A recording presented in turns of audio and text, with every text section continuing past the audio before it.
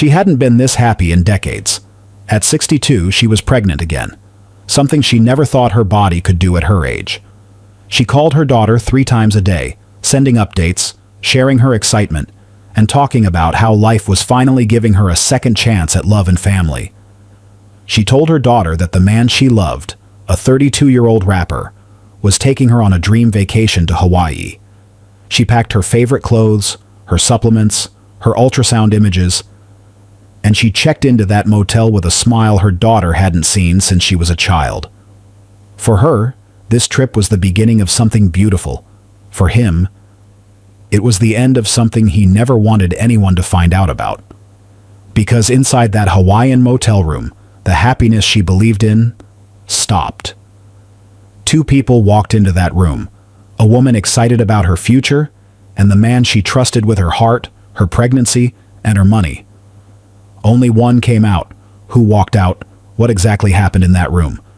To answer all these, let's go back to the beginning. Welcome to True Crime Story HQ. Thanks to all my viewers and subscribers for your support. Stay tuned for daily true crime updates. Don't forget to subscribe. Spring 2023, Houston's 3rd Ward. The pandemic's over. Clubs are open again. But the music scene, still struggling to find its pulse. Jamal Davis is 32 years old, goes by J Real, has a basement studio in his girlfriend's apartment, equipment he can't afford, dreams bigger than his bank account. His SoundCloud, 900 plays, been stuck there for 8 months. Half his Instagram followers are bots he paid for. 400 total. His last paid gig was January, opening act at some bar for $200. 5 songs in. Crowd already bored. Real job, Amazon warehouse. Overnight shift. Loading trucks until his back screams. 4 nights a week. $17 an hour. But Jamal's got a plan. Atlanta. That's where real artists go. Real studios. Real producers. Real money. Houston's too small. Too broke. Too post-pandemic dead. He just needs capital. Needs studio time. Needs connections. His older brother tried music for 10 years. Ended up back in construction at 35. Broke. Bitter. Gave up. Jamal swore he'd be different. Whatever it takes. That's what he told himself. Whatever it takes. Here's what whatever looks like in April 2023. Jamal owes his producer $4,500. Hasn't paid rent in 3 months. His girlfriend Clara's covering everything. Rent, utilities, groceries. She works as a medical assistant. Pulls doubles sometimes just to keep them afloat. She doesn't know he maxed out her credit card. $3,000 on studio equipment. Another $1,500 on beats. She doesn't know because he hides the statements. Deletes the emails. Tells her the card's fine. April 19th, 2023. Thursday night. Community Center on Scott Street. Open mic night. Mostly older folks there for a retirement party in the next room. Jamal's scheduled 3rd. Gets there late. Rushes through sound check, takes the mic, performs 3 songs, crowd's polite, couple people nod along, most scroll their phones. But one woman doesn't look away. Not once. She's sitting in the 2nd row. Designer purse on her lap. Elegant. Put together. At least 60. She watches him like he's the only person in the room. After his set, he's packing up his equipment. She approaches. "Excuse me." He turns. "Your voice," she says. "It reminded me of my late husband. Smooth, confident. You have real talent." Jamal sizes her up. Nice clothes. Real jewelry, not the fake stuff. Lexus keys in her hand. He can see the logo. "Thank you," he says. "I appreciate that. I'm Diane. Diane Washington." "Jamal. People call me J Real." "J Real." She smiles. "Can I ask you something? Do you have representation? A manager?" "Working on it."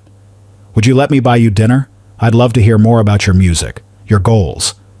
Jamal's broke, behind on everything, and this woman's offering a free meal. He says yes. They go to Papacito's Cantina. She's already seated when he arrives. 30 minutes late because he got caught up talking to some guy about a possible studio session. She doesn't seem bothered, just smiles. Asks if he's hungry. They order. She asks about his music, his dreams, his childhood. Questions nobody asks him anymore. Not his girlfriend. Not his boys. Nobody. He tells her about his brother, about watching him give up, about how he refuses to end up like that. I just need one break, he says. One real chance. I've got the talent. I just need the opportunity. She listens. Really listens. Asks about Atlanta. Why there? He explains. Better producers, better scene, better connections. Says if he could get 5,000 together, he could book time with a producer who's worked with real artists. People who've actually made it. That's your barrier? She asks. 5,000? Right now? Yeah. She doesn't offer money. Not yet. Just nods. Says she understands ambition. Her late husband was ambitious too. Dinner ends. She pays. Doesn't make it awkward. Just hands her card to the waiter. Thank you for indulging an old woman, she says. It was nice to feel inspired again. They exchange numbers. He goes home. Clara's asleep. Night shift at the clinic. Jamal lies in bed. Thinks about that dinner. About that woman. About her Lexus and her designer purse, and the way she paid for dinner without blinking. He texts her the next morning. Thanks for dinner. Meant a lot. She responds within minutes. Let's do it again soon. They meet for coffee 6 days later. Common bond on Westheimer. She's already there, waiting. 2 coffees ordered. She remembered his order from dinner. They talk for 2 hours. He tells her more about his music, his frustrations, how the Houston scene is dead post-COVID, how nobody's booking shows, how streaming doesn't pay. She listens, asks questions, doesn't offer solutions, just listens. But when they're leaving, she says, I believe in you, Jamal. I really do. Nobody said that to him in years. May 2023.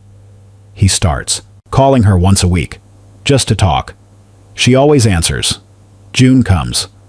I'm in a bind, he tells her on the phone. My producer's threatening to drop me if I don't pay him. I owe $1,000. I don't have it.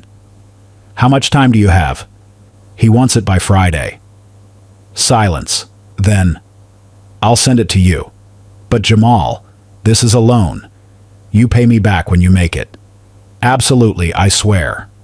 The money hits his account the next day. He pays his producer. Crisis averted. July. She invites him to her house, Missouri City, paid off home, nice neighborhood.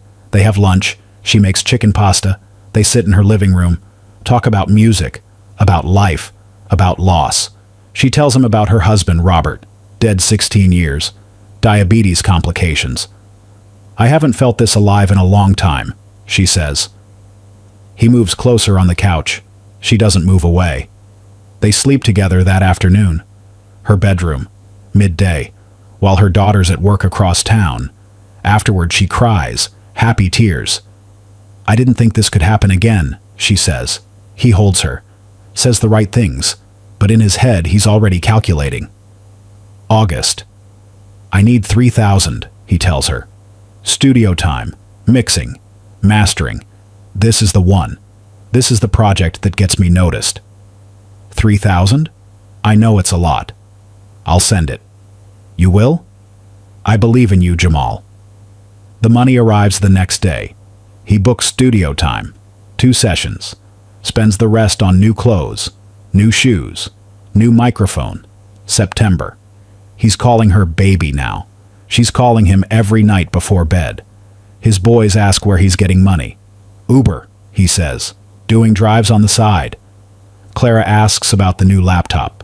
Saved up, he lies. Nobody knows about Diane.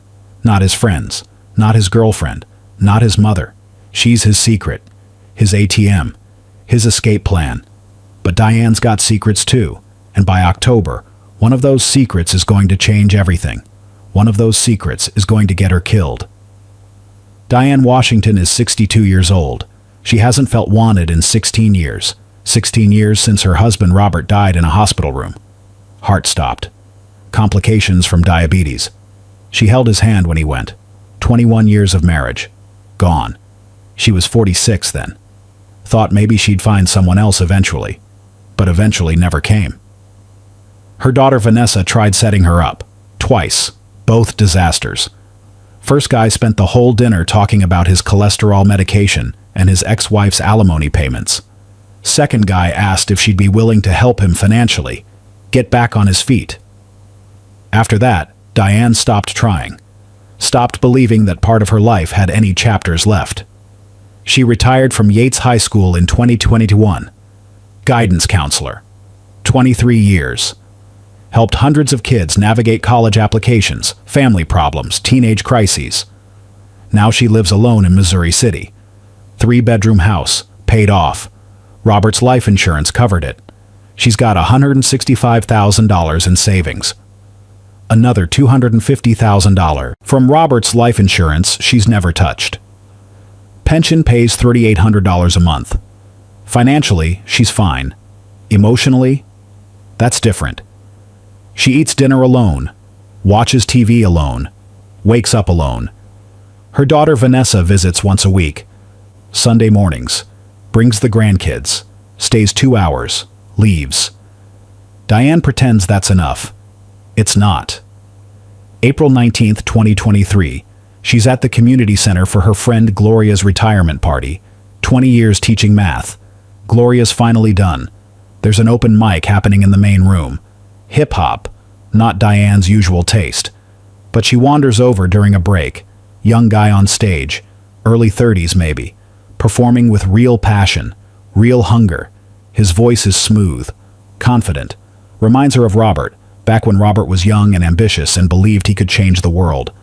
She sits down, watches, can't look away. After his set, she waits, approaches him.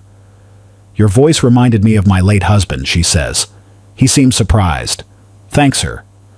They talk. She asks if he has management. He doesn't. She offers dinner. He accepts.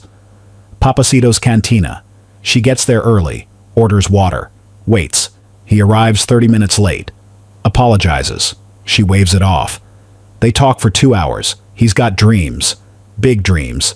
Atlanta. Real studios. Real success. She asks questions. Listens. Hasn't had a conversation like this in years. Someone young, energetic, alive. When the bill comes, she pays. He tries to protest. She insists. It was nice to feel inspired again, she tells him. They exchange numbers.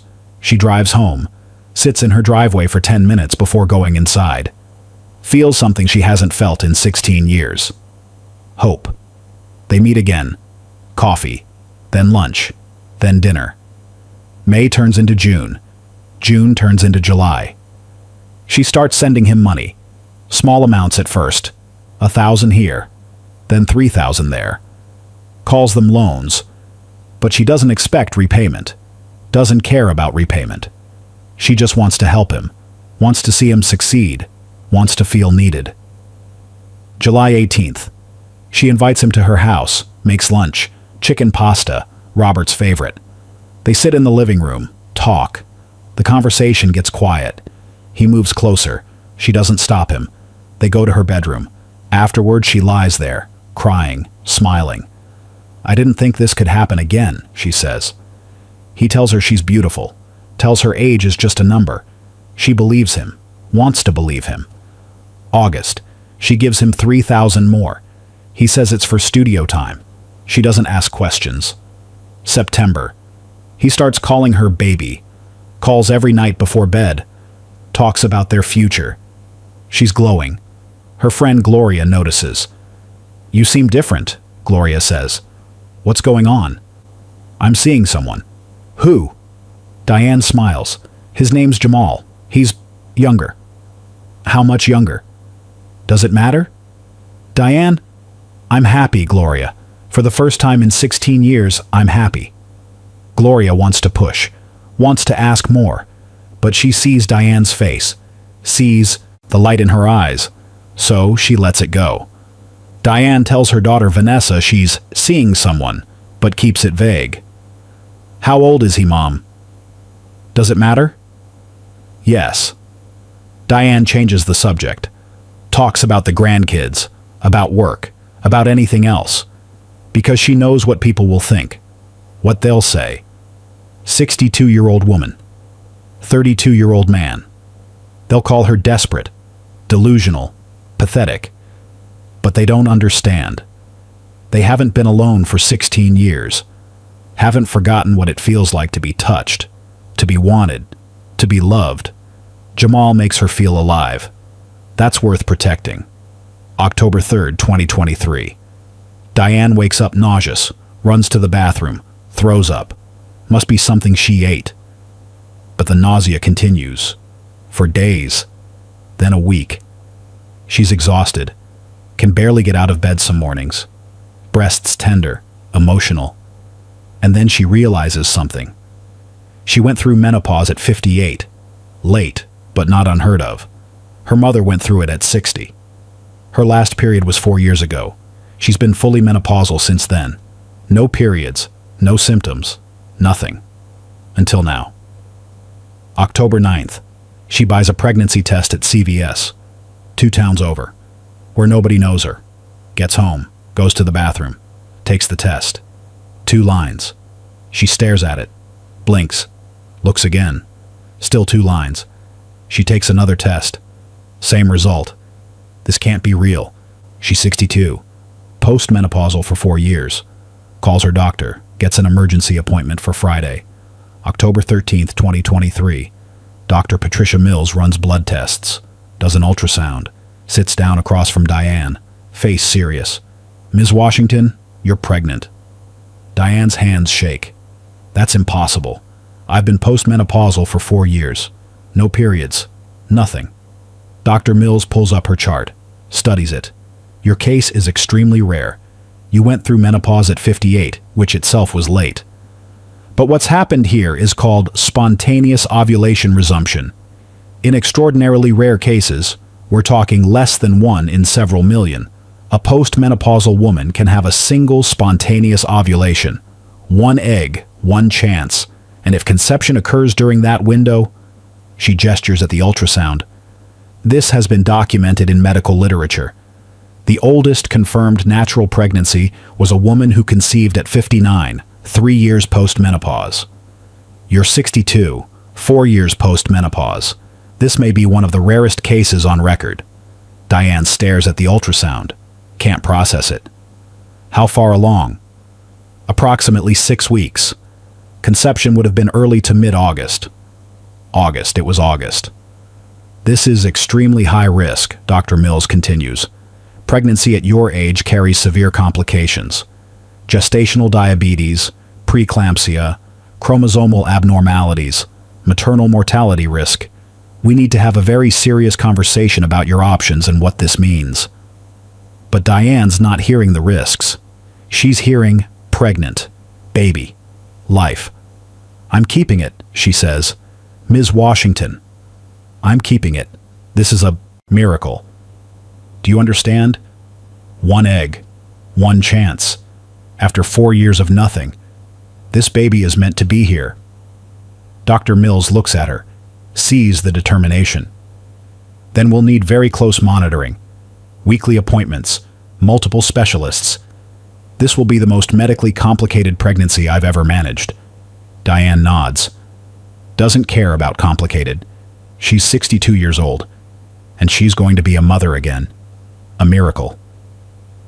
That evening, she calls Jamal. Baby, I need to see you. I have incredible news. His voice sounds off. Distant. What news? In person, please. They meet at her house, 9 p.m. He gets there at 10:30. She's waiting on the couch, smiling, can barely contain herself. I'm pregnant. His face goes blank. Complete blank. What? I know it sounds impossible. The doctor confirmed it. We're having a baby. He doesn't move, doesn't speak. Aren't you happy? You're 62. I know, it's a miracle. The doctor said it's one of the rarest cases ever documented. I had 1 spontaneous ovulation, 1 egg, and we made a baby. How is that even possible? She explains. Postmenopause. Spontaneous ovulation. Medical rarity. 1 in millions. He listens. Says nothing. Say something, she says. I need to process this. He leaves 20 minutes later. Diane sits alone in her living room, tells herself he's just shocked, just needs time. He'll come around. He has to come around, because she's keeping this baby, this miracle, this second chance at life. What she doesn't know, Jamal's already in his car, already searching his phone. Late pregnancy death rates. How to convince abortion. Pregnancy complications over 60. What she doesn't know, this pregnancy just signed her death warrant, because Jamal's not thinking about miracles or second chances. He's thinking, my boys can never know. Clara can never know. My mother can never know. A baby with a 62-year-old woman, he'd be destroyed, laughed at, ruined. That can't happen, won't happen, no matter what it takes. Clara Brooks met Jamal Davis at a cookout in 2018. Summer, someone's backyard, too many people, too much liquor. She was 25, he was 27. He was funny, confident, had big dreams about his music. She liked that, liked his ambition. They exchanged numbers, started dating 2 weeks later. 5 years later, they're living together. His name's not on the lease.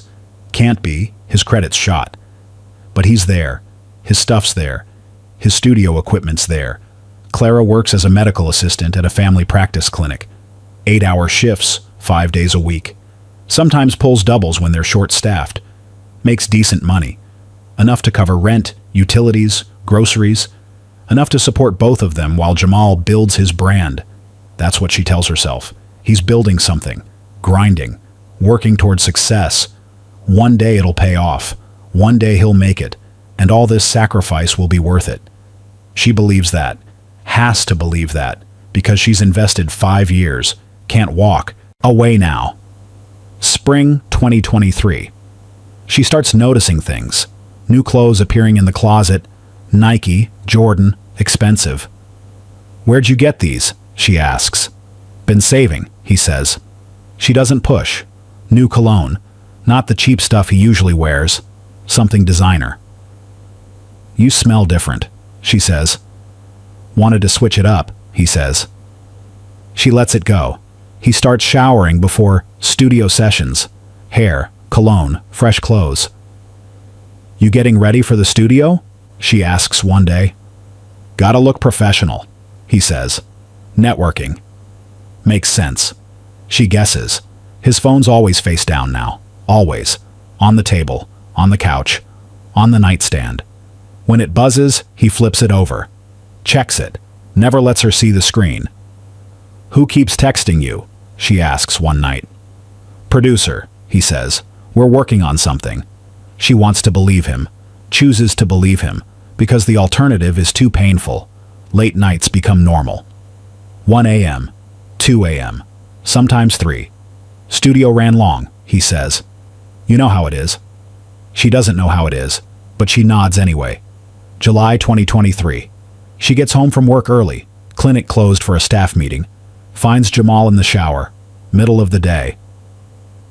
2 p.m. Why are you showering? She calls through the door. Had a long morning, he calls back. Needed to freshen up. What did you do this morning? Studio session. But his equipment's still in the living room. Hasn't been touched. She doesn't say anything. Just makes a mental note. Adds it to the growing list of things that don't quite fit. August. New laptop, MacBook Pro, $2,500 retail. Jamal, where'd you get that? Been saving up. Since when? Couple months. Been putting money aside. She knows their finances. Knows exactly how much comes in. Knows how much goes out. There's no room for savings. None. But she doesn't push. Doesn't want to fight. September 12th, 2023. She's doing laundry. Finds a receipt in his jeans pocket. Papado. Dinner for 2. 187. Date. September 8th. She was working a double that night. Didn't get home until midnight. She sits on the bed. Stares at the receipt. Dinner for 2. Who was he with? Could be his producer. Could be a meeting. Could be networking. Could be a lot of things. She almost texts him. Almost asks. But then what? What if he lies? What if she doesn't believe him? What if everything falls apart? She's not ready for that. So she puts the receipt back in his pocket, finishes the laundry. When he comes home that night, he brings takeout, Chinese food, her favorite. "Thought we could have dinner together," he says. He kisses her forehead, tells her he loves her. She wants to ask about the receipt, about the dinner, about everything, but instead she says, "I love you too." They eat on the couch, watch TV. She tells herself it's nothing, just her imagination, just work stress making her paranoid. He's not cheating. He wouldn't. 5 years. They've been together 5 years. That has to mean something. October. She notices cash, more than usual. "Good week for Uber?" she asks. "Yeah," he says. "Lot of airport runs." Except his car's been parked outside all week. She checked, but she doesn't say that. Doesn't want to sound crazy. November. He's different, distracted, stressed. "You okay?" she asks. "Yeah, just music stuff. Lot on my mind." "Want to talk about it?" "Nah, I'm good." He's not good. She can tell, but she doesn't push. December. He brings up vacation, out of nowhere. "We should go somewhere," he says. "Like Hawaii or something." "We can't afford Hawaii. I got some money coming in, new deal. We could swing it." "What new deal?" "Just some production work. I'll tell you when it's finalized." She wants to be excited, wants to believe him. But something feels off. Something's been off for months. She just can't figure out what. January 2024. She checks their credit card statement online, the one in her name, the one he's not supposed to use. $4,500 in charges, studio equipment, clothing, restaurant charges. Her stomach drops. He maxed out her card, without asking, without telling her. She's going to confront him, has to confront him. But then he comes home with flowers, tells her he loves her, talks about their future, and she freezes. Can't do it, can't risk losing him. So she says nothing, just pays the minimum balance, pretends she doesn't know. February 14th, 2024. Valentine's Day. He tells her he's going to Atlanta for the week. Studio sessions with some producer. Big opportunity. "When do you leave?" "Tomorrow morning." "Tomorrow? That's fast." "I know. Just came up. But this could be huge." He kisses her. Says he'll call her every day. Says he loves her. She watches him pack. Notices he's only taking one backpack. "For a week? That's all you're bringing?" "Traveling light," he says. "Gonna buy some stuff when I get there." February 15th, 2024. 5 a.m. He leaves.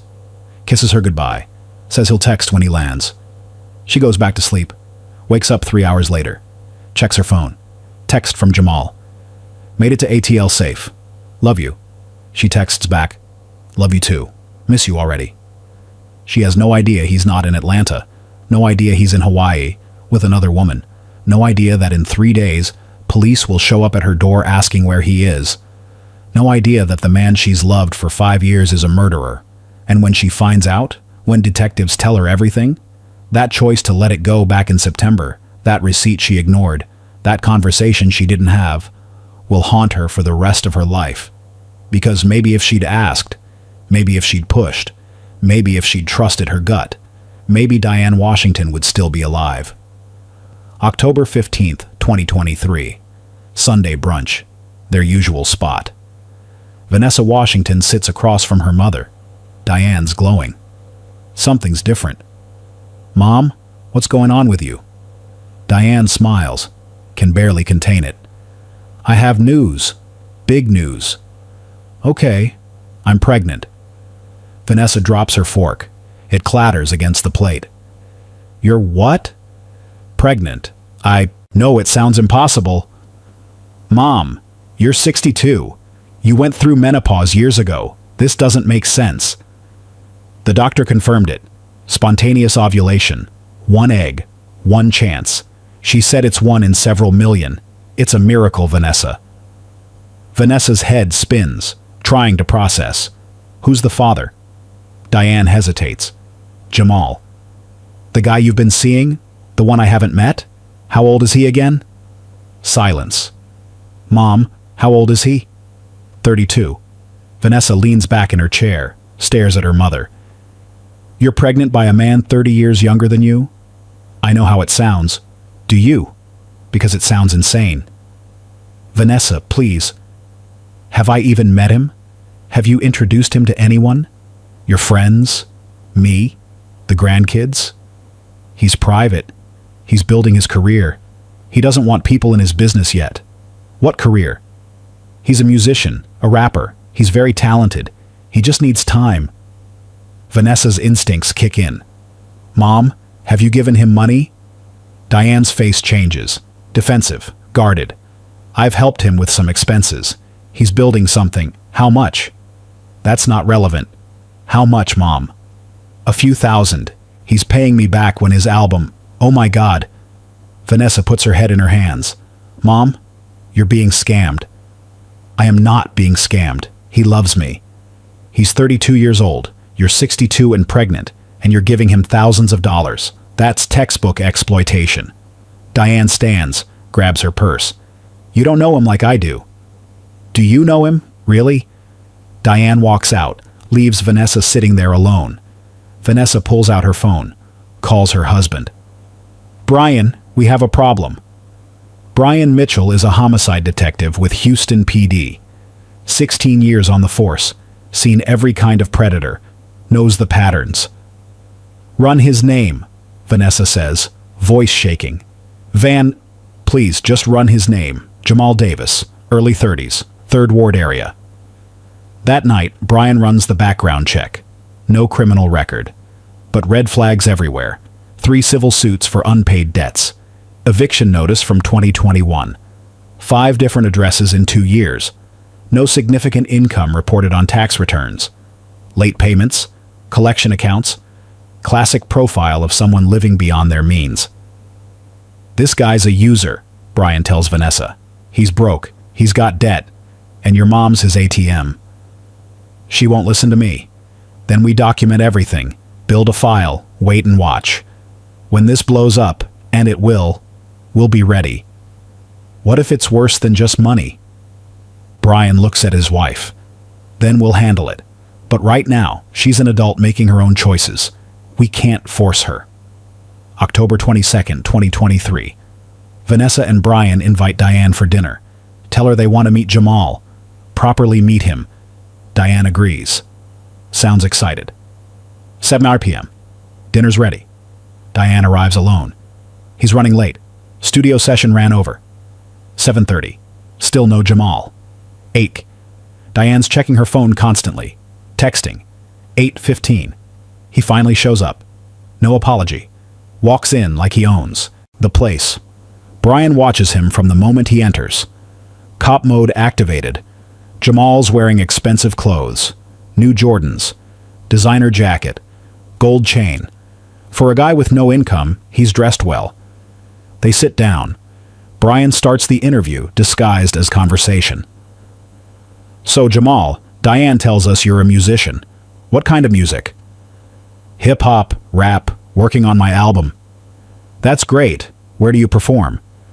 Around, different spots. Like where specifically? Jamal shifts. You know, clubs, venues, open mics. Name one. Pause. I don't remember all the names, man. I just perform. Brian makes a mental note. Can't name a single venue. How'd you and Diane meet? Open mic. She liked my set. That's sweet. And you're excited about the baby? Jamal's face tightens. Yeah, it's unexpected. But yeah. I bet. Big responsibility. For sure. Diane jumps in. He's going to be a wonderful father. Jamal's phone buzzes. He checks it, types a response. Brian notices. Important? Just my producer. We're working on something. Phone buzzes again. He checks it again. Vanessa watches him. Something's off. He won't make eye contact with anyone except Diane. 20 minutes in, Jamal stands. I gotta bounce. Got some business to handle. Already? Diane looks disappointed. Yeah, I forgot I got this thing. But it was nice meeting y'all. He kisses Diane on the forehead. Leaves, Door closes. Silence. Mom, that man is using you. Vanessa, I'm serious. Something's wrong with him. You don't know him like I do. Brian leans forward. Ms. Washington, I'm a cop. I've seen this pattern before. Young guy, older woman with money, vague about his life, can't make eye contact, leaves quickly. These are red flags. Your father was younger than me too, Diane says to Vanessa. By 3 years, Mom. Not 30. And Dad had a job. A real job. Diane stands. I'm leaving. Call me when you're ready to be happy for me. She walks out. Vanessa looks at Brian. What do we do? I'm going to dig deeper, tonight. 2 hours later, Brian's on his laptop, finds Jamal's social media, Instagram, Edreel Music, public profile. He scrolls through, sees exactly what he expected. Photos with another woman, recent photos, posted 2 weeks ago. The woman's tagged in multiple posts. Name, Clara Brooks. January 2nd, post, photo of them together. Caption, 5 years with my queen, forever and always. December 25th. Post, Christmas photo, Clara's wearing what looks like a promise ring. November post, my ride or die, love you baby. Brian screenshots everything, creates a folder, shows Vanessa. She stares at the screen. He has a whole girlfriend. 5 years, according to this. Do we tell Mom? You think she'll believe us? She didn't believe anything else. So we just let her get played? Brian closes the laptop. We document everything. Every red flag. Every lie. Every inconsistency. We build a case. And when this falls apart, when she finally sees it, we'll have everything ready. And if it gets dangerous, then I step in as a cop, not as family, as law enforcement. Vanessa nods. But something in her gut tells her they're already too late. November through January. Vanessa watches from a distance. Her mother stops calling as much. 3 times a day becomes once a day. Then every other day. When they do talk, it's surface level. Weather, grandkids, nothing real. Diane's pulling away, choosing Jamal over family. January 28th, 2024.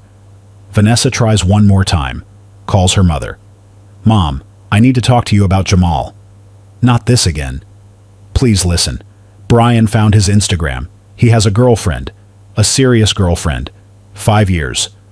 Those photos are probably old. They're from 2 weeks ago, Mom. Maybe they're just friends. She calls him my baby. She's wearing a ring. Mom, please. Silence. I don't want to talk about this anymore. Mom, I'm going to Hawaii with him next month.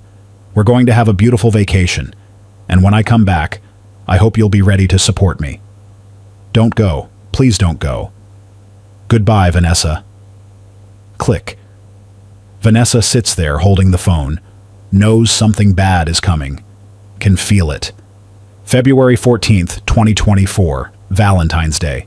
Text from Diane. Leaving for Hawaii tomorrow. I love you, honey. See you when I get back. Vanessa texts back. I love you too, Mom. Please be safe. Call me every day. I will. Love you. That's the last text message Vanessa will ever receive from her mother, because in 3 days, Diane Washington will be dead, and Vanessa will spend the rest of her life wondering if she could have done more. If you discovered your parent was being exploited by someone they loved, how far would you go to stop it? Would you respect their choices as an adult, or would you intervene even if it damaged your relationship? Where's the line between protection and control? Let's have your opinion in the comment below. November 2023. Jamal realizes Diane's not getting an abortion. She's keeping the baby, talks about it constantly. Baby names, nursery colors, their future. Every conversation tightens the knot in his chest. The pregnancy will show eventually. People will find out. Clara will find out. His boys will find out. His mother will find out. He'll be destroyed. Laughed at. A meme. The guy who got a 62-year-old woman pregnant. His music career? Over before it starts. His relationship with Clara? Done. His reputation? Finished. He can't let that happen. November 18th, 2023. 11 a.m. Jamal's at home. Clara called in sick to work. She's in the bedroom sleeping off a cold. Someone knocks on the door. He opens it, freezes. Diane's standing there, smiling, holding a gift bag. "Surprise! I brought you lunch." Behind him, Clara calls out, "Babe, who is it?" Diane hears her voice. The smile fades. "Who's that?" "My roommate's girlfriend," he says quickly. Steps outside, closes the door behind him. His neighbors are on the breezeway, 3 of them, watching. One's recording on his phone. "Jamal, who is she?" Diane asks, voice shaking. "Nobody. Just... Look, I told you not to come here. These dudes out here are dangerous. They see you, they know you got money. I'm trying to protect you." "From your roommate's girlfriend?" "From everyone. That's why I need us to move. Get somewhere safe for you and the baby." Diane's eyes well up. "Are you ashamed of me?" "No. Never. I need to get us out of this hood. Away from these people. Somewhere we can raise our baby in peace." "How much do you need?" He pauses, calculates. 12,000. First month, last month, deposit on a house. Plus I can finish my album so I can actually support our family. She looks at him, wants desperately to believe. "I'll send 6,000 now. The rest in December when my dividend check comes." He kisses her forehead. "You're saving our lives, I swear." She leaves, gets in her Lexus, drives away. Jamal watches her go, turns around. His boy Dwayne is leaning against the railing, smirking. "Yo, Riel, who was that?" "Nobody, just somebody who owed me money." She looked like more than that. Way she was looking at you.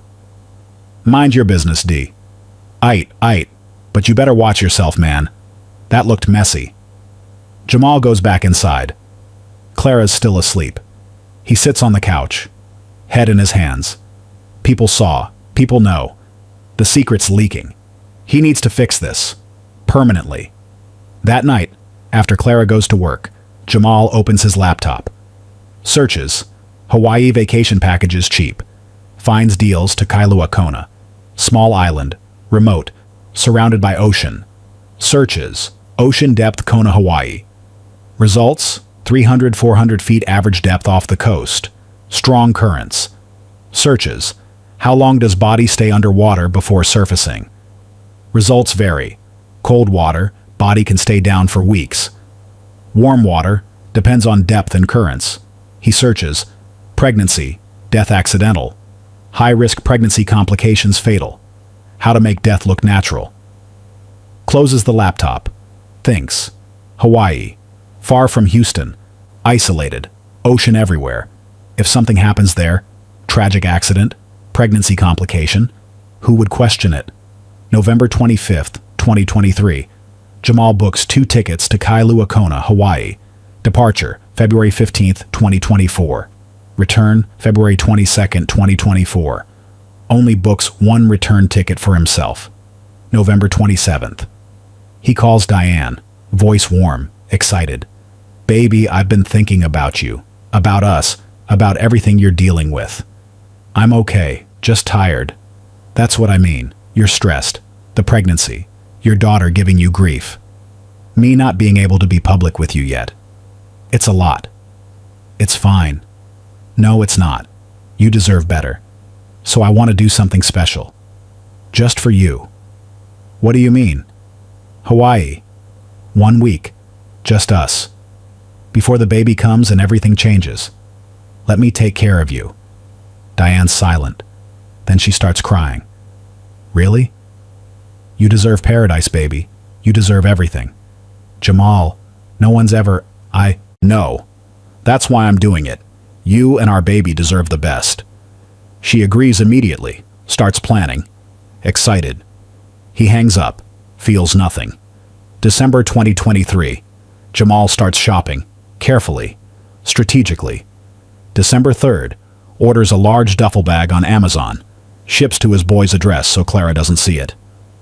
December 10th, buys heavy-duty trash bags at Home Depot, pays cash, says he's doing construction cleanup.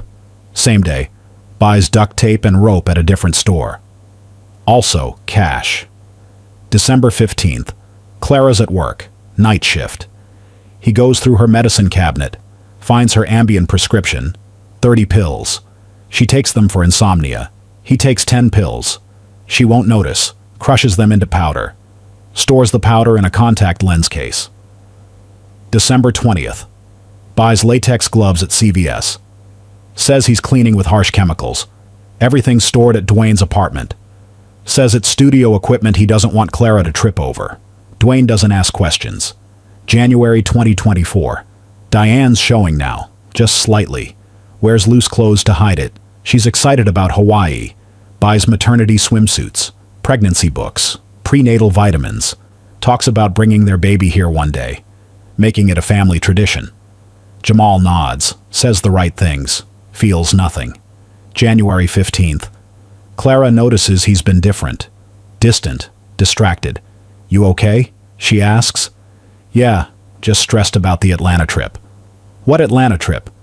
Didn't I tell you? Studio sessions, mid-February. Big producer wants to work with me. That's amazing. When? February 15th through the 22nd. That's the same week as... She stops, checks her phone. That's the week I'm pulling doubles. They're short-staffed. Perfect timing then. You'll be working, I'll be grinding. We'll both be focused. She smiles, believes him. He's lied so much, lying feels normal now. February 13th, 2024. 2 days before Hawaii. Jamal picks up the duffel bag from Dwayne's place, loads it with everything. The trash bags, the rope, the duct tape, the gloves, the crushed Ambien. What's all that for? Dwayne asks. Props for a music video, gritty street stuff. Hide. Good luck in Atlanta, man. Thanks. Dwayne has no idea Jamal's not going to Atlanta. No idea that duffel bag is about to carry a dead body. February 14th, 2024. Valentine's Day. Jamal tells Clara he loves her, buys her flowers, says he'll miss her while he's in Atlanta. They have dinner. She talks about their future, about marriage, about finally being stable. He nods, plays along. That night he packs. 1 backpack, 3 changes of clothes. The duffel bag stays in his car trunk. Clara watches him pack. That's all you're bringing? Traveling light. Gonna buy some new stuff when I'm there. Fresh start. Fresh look. I'm so proud of you, she says. He kisses her. I love you. I love you too. She has no idea that's the last normal conversation they'll ever have. February 15th, 2024.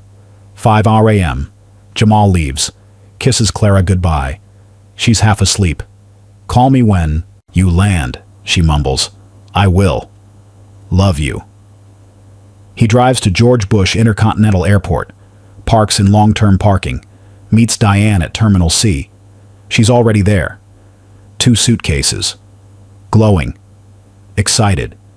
He's carrying his backpack. The duffel bag's in his trunk. He'll get it when they return. Ready for paradise? She asks. Ready, he says. They board the plane. United Airlines flight 2847. She holds his hand during takeoff, talks about how happy she is. He stares out the window, thinking about what comes next. 7 hours later, they land in Kailua Kona. Diane takes a photo at the airport, posts it on Facebook. Aloha from paradise. Vanessa sees it, gets a sinking feeling in her stomach. They pick up the rental car, blue Toyota Camry, drive to Ocean View Motel. Small, cheap, isolated, exactly what Jamal wanted. Check in at 1:05 p.m. Desk clerk is Anita Rodriguez. She watches them. Young man, older pregnant woman, uncomfortable dynamic. Room 7, second floor, Anita says, hands them the keys. Diane thanks her, smiles. Anita watches them walk away. Something feels wrong. She'll remember that feeling when police arrive 5 days later. Room 7, queen bed, small bathroom, window overlooking the parking lot. Diane unpacks, excited, talks about dinner plans, beach plans, all the things they'll do. Jamal unpacks his backpack, checks his phone. Text from Clara. Miss you already. He texts back. Miss you too. Made it safe. Text from Diane's phone to Vanessa. Having the best time. Love you. Everything looks normal. Everything looks perfect. But in 48 hours, everything changes. February 16th, 2024. Their first full day in Hawaii. They wake up. Diane's energized. Talks about hitting the beach, seeing the black sand, getting photos for the baby book she's already planning. Jamal's quiet. Says he didn't sleep well. They drive to Punaluu Black Sand Beach, 40 minutes south. Diane takes photos, selfies, landscapes, photos of Jamal. He barely smiles in any of them. "You okay?" she asks. "Yeah, just tired." They spend 3 hours there. She talks about bringing their baby here one day, teaching them to swim, building sandcastles. He nods, says nothing. On the drive back, she notices something. "You're wearing a Miami Heat jersey?" He looks down. Forgot he had it on under his hoodie. "Yeah. I didn't know you liked basketball. I thought you were a football guy." "I like both. But last month at the game, you said you didn't really follow basketball. You said football was your thing." Pause. "I mean, I follow both. Just football more." "Then why do you have a basketball jersey?" "I just like it. It's comfortable." Something feels off, but she lets it go. They get back to the motel. 3 p.m. Jamal says he needs a nap. Diane wants to explore the town. "Go ahead," he says. "I'll stay here and rest." She goes shopping, buys souvenirs, baby onesies that say aloha, postcards she'll never get to send, returns at 5:30 p.m. He's awake. On his phone. "Who you texting?" He locks the screen quickly. "My producer. Just checking in." "I thought you were on vacation." He had a question about something. "It's fine." She doesn't push, but she notices. Dinner at a local seafood restaurant. 7 p.m. Diane orders a virgin pina colada. Can't drink while pregnant. Jamal has 3 beers. She talks about baby names. Tells him she's been thinking about hope for a girl. What does he think? "It's nice," he says, barely listening. "What names do you like?" "I don't know. Haven't really thought about it." "You haven't thought about our baby's name?" "I mean, we got time, right?" She goes quiet, hurt. He notices, reaches across the table, takes her hand. "I'm sorry. I'm just overwhelmed. This is all new to me. But I'm happy. I swear." She wants to believe him, chooses to believe him. They finish dinner, drive back to the motel. In the car, she pulls out her phone, takes a selfie of them. "I'm posting this," she says. Wait. Too late. She uploads it to Facebook. Caption, "Paradise with my love." "Can you delete that?" "Why?" "I told you I don't like personal stuff online. It's bad for my brand." "Your brand?" "Jamal, we're having a baby together. People are going to know about us eventually." "I know. Just not yet. Please delete it." She stares at him, confused, hurt, but she deletes it. "Thank you," he says. They drive back in silence. Back in Houston, Vanessa sees the photo before it's deleted.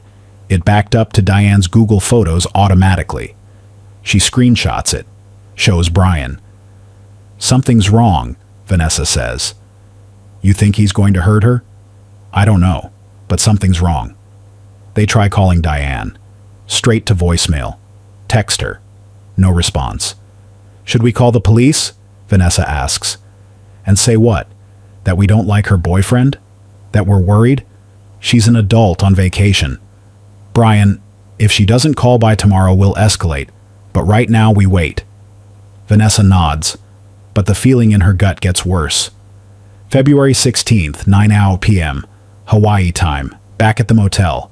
Room 7. Diane's getting ready for bed. Takes her prenatal vitamins. Brushes her teeth. Jamal's sitting in the chair by the window, watching her. "You're quiet tonight," she says. "Just thinking." "About what?" "Us. The baby. The future." She smiles. Walks over. Kisses him. "It's going to be beautiful. I promise." He doesn't respond. She gets into bed, exhausted. Pregnancy exhaustion combined with the travel and beach time. "I'm so tired," she says. "Get some sleep. Big day tomorrow." "What are we doing tomorrow?" "Whatever you want." She smiles. closes her eyes. Within minutes, she's asleep. Jamal sits in the chair, watching her breathe, thinking, tomorrow night. That's when he'll do it. He's got the plan, got the Ambien, got the duffel bag in the car trunk, just needs to wait one more day. He pulls out his phone, checks his messages. Text from Clara. Hope Atlanta's going well. Miss you, baby. Text from Dwayne. Yo, you get that deal locked down yet? Text from his producer. Where's my money? He ignores all of them. Opens Safari. Private browsing. Searches. How much Ambien to kill someone? Lethal dose Ambien 60 millimeter. Ambien overdose symptoms. Reads for 20 minutes. Takes notes mentally. Deletes the browser history. Looks over at Diane. Still sleeping. Tomorrow night she'll go to sleep just like this, but she'll never wake up. He turns off the lamp, lies down next to her. Doesn't sleep. Just stares at the ceiling. Waiting for tomorrow. February 17th, 2024. Morning. Diane wakes up. Feels good. Rested. Good morning, she says. Jamal's already awake. Been awake for hours. Morning. What do you want to do today? Let's just relax. Stay close. Maybe walk around town. Nothing too crazy. Okay. They have breakfast at a local cafe. Diane orders pancakes. Talks about how she can't wait to take their baby to places like this. Jamal drinks coffee. Says nothing. They walk around Kailua-Kona. Browse shops. She buys a few more souvenirs. He's distracted, checking his phone constantly. Everything okay? She asks. Yeah, just my producer blowing me up. Tell him you're on vacation. I did. He doesn't care. They get lunch, return to the motel by 2 p.m. Diane's tired, wants to nap before dinner. Go ahead, Jamal says. I'll run out and grab some stuff. What stuff? Just snacks, drinks, for tonight. She nods, lies down. He leaves, drives to a drugstore 3 miles away, buys herbal tea, bottled water, trail mix, pays cash, no record. Goes to the car, opens the trunk, pulls out the duffel bag, checks inside. Everything's there. Trash bags, rope, duct tape, gloves, crushed Ambien in the contact lens case. He puts the duffel bag in the back seat, covers it with a beach towel, drives back to the motel. Diane's still napping when he returns. He unpacks the snacks, sets up the herbal tea bags on the counter. Everything's ready. Tonight's the night. 6 p.m. Diane wakes up, hungry. Let's go to that seafood place again, she says. You sure? We were just there yesterday. I loved it. Plus I can't drink, so the food has to be good. They go. Same restaurant. She orders shrimp pasta, another virgin pina colada. He orders fish, 2 beers. She talks about the pregnancy, about her doctor appointments when they get back, about setting up the nursery. He listens, nods, plays the role. I'm so glad we did this, she says. This week has been perfect. Yeah, he says. Perfect. After dinner, they drive back. She's tired again. I don't know why I'm so exhausted, she says. It's the pregnancy. Your body's working overtime. They get back to room 7. 9 p.m. She sits on the bed, takes off her shoes. I'm going to shower, she says. Okay, I'll make us some tea, help you sleep better. She smiles. That's sweet. Thank you. She goes into the bathroom, turns on the shower. Jamal moves fast, opens the contact lens case, pours the crushed Ambien into his palm. 6 pills worth, crushed into fine powder. Boils water in the motel coffee maker, makes 2 cups of herbal tea, pours the Ambien powder into 1 cup, stirs until it dissolves completely, sets both cups on the nightstand, hers on the left, his on the right. She comes out of the shower, hair wet, wearing pajamas. That smells good, she says, sees the tea. Chamomile. Should help you sleep. You're so thoughtful. She picks up the cup, the left one. His heart pounds. She takes a sip. Perfect temperature. He watches her drink. 30 seconds. A minute. She finishes the whole cup. I feel so relaxed already, she says. Good, that's the point. She lies down. He sits in the chair. Pretends to watch TV. 10 minutes pass. She's yawning. 15 minutes. Her eyes are heavy. 20 minutes. She can barely keep her eyes open. I can't. Stay awake, she mumbles. Then sleep, baby. I'm right here. She closes her eyes. Within seconds, she's unconscious. Jamal waits. 5 minutes. 10 minutes. Checks her pulse. Still beating, but she's completely out. He stands up, looks down at her. This is it. No going back. He puts on the latex gloves, and what happens next will haunt Vanessa for the rest of her life. February 17th, 2024, 10:47 p.m. Room 7. Diane Washington is unconscious. Ambien overdose coursing through her system. She's not waking up. Jamal Davis stands over her, wearing latex gloves, heart pounding. He's thought about this moment for months, planned every detail. But now that it's here, his hands shake. He looks at her face. Peaceful. Sleeping. For a second, he hesitates. Then he thinks about Clara finding out. His boys laughing at him. His music career destroyed. His life ruined. The hesitation disappears.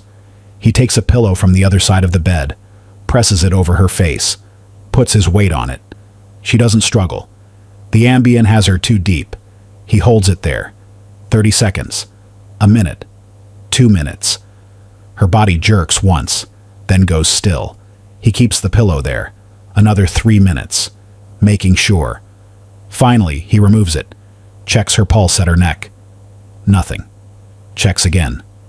Nothing. Diane Washington is dead. Her unborn baby is dead.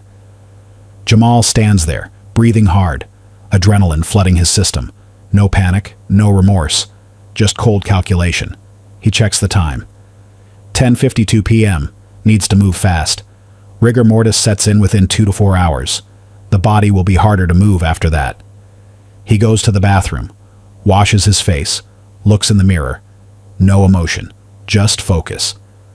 Back in the room, he moves quickly, strips the top bedsheet off, wraps her body in it, her arms, her legs, her face, goes to his backpack, pulls out the heavy-duty trash bags he packed, opens one, slides her wrapped body inside. It barely fits. Opens another bag, slides that over the first one from the other end. Double bagged. Opens a third bag, wraps that around the middle. Triple bagged. Pulls out the duct tape, wraps it around the bags, sealing them, making them watertight. The smell of plastic and adhesive fills the room. He's sweating now. The physical work. The adrenaline. Checks the time. 11:23 p.m. Goes to his car, pops the trunk, grabs the large duffel bag from the back seat, brings it up to the room. Checks the hallway first. Empty. Back inside, he tries to fit the wrapped body into the duffel bag. She's 5'6", about 160 pounds. The bag is large, but it's tight. He has to bend her legs, compress the bags, force it. Finally, it fits, barely. He zips it closed. The bag is heavy, bulky, awkward. Now the cleanup. He wipes down every surface he touched. Doorknobs, light switches, remote control, bathroom faucets, the coffee maker. Takes Diane's phone from her purse, powers it off, puts it in his backpack. Takes her purse, her wallet, her ID, everything. Also in his backpack.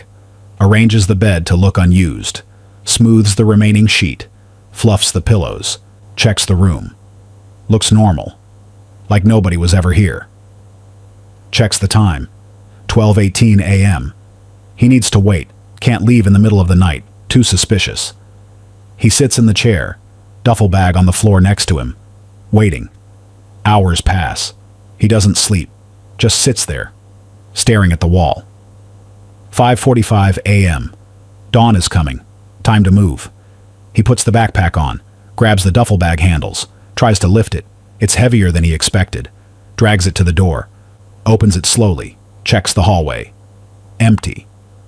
Most guests are still sleeping. He drags the bag into the hallway. The sound of it scraping the floor seems deafening. The hallway camera is at the far end. He sees it, doesn't care anymore. Too late to change plans. He drags the bag down the hallway, struggling with the weight, stops twice to adjust his grip. Reaches the stairs.